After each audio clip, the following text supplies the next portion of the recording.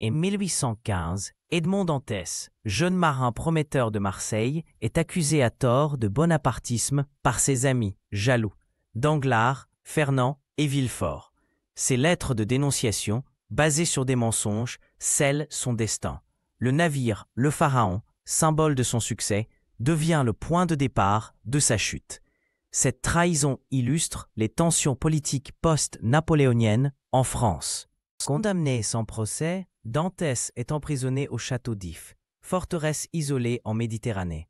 Les conditions inhumaines, chaînes, cellules obscures et geôliers impitoyables brisent son esprit. Cet emprisonnement arbitraire reflète la corruption judiciaire sous la Restauration. La mer agitée, visible depuis sa cellule, symbolise son désespoir et son isolement. Après des années de solitude, Dantès rencontre l'abbé Faria, un prisonnier érudit qui perce un tunnel jusqu'à sa cellule. Faria lui enseigne l'histoire, les sciences et les langues, transformant sa rage en intellect. Leur amitié et la révélation d'un trésor caché à Monte Cristo redonnent un but à Dantès.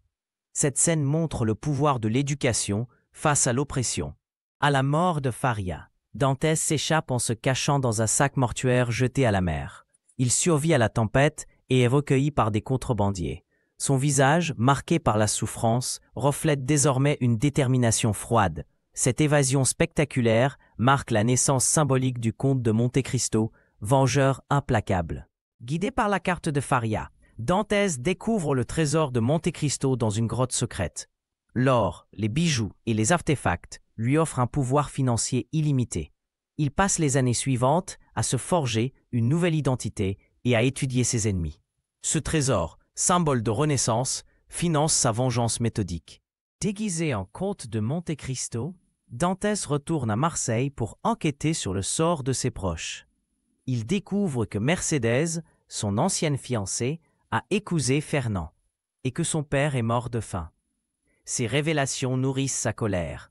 La ville, autrefois vibrante, lui semble désormais étrangère et corrompue. Le comte fait son entrée dans les salons parisiens, fascinant l'aristocratie par son mystère et sa richesse. Il manipule habilement ses ennemis, Danglars, Fernand et Villefort, en exploitant leurs vices.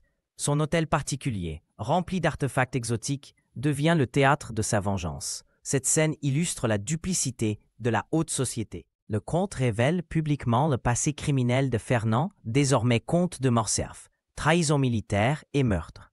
Humilié au tribunal, Fernand se suicide. Mercédès, bouleversée, reconnaît enfin Edmond.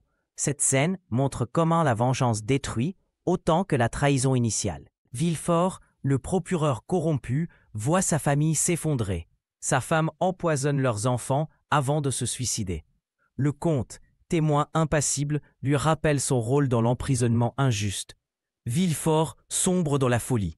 Cette vengeance cruelle souligne le thème de la justice divine. Après avoir ruiné Danglars et perdu toute illusion, le comte pardonne à Mercédès et part pour l'Orient avec Haïdé, une jeune grecque qu'il a libérée. Leur voilier disparaît à l'horizon, symbolisant sa libération finale. Cette fin ambiguë interroge: la vengeance mène-t-elle à la paix?